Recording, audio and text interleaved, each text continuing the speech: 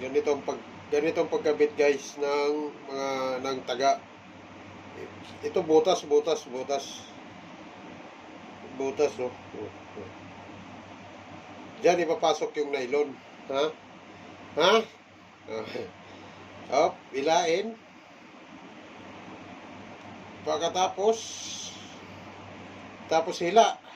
Inahila na, hila na 'yon. Baliktad natin para maganda ang pagkagawa.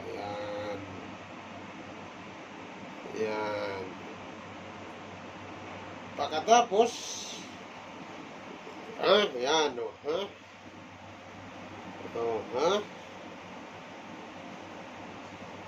Ipulupot ng kahit mga 6 na bisis. 2, 3, 4, 5, 6, 7. Ayos na yan. Pasok dito sa maliit na butas.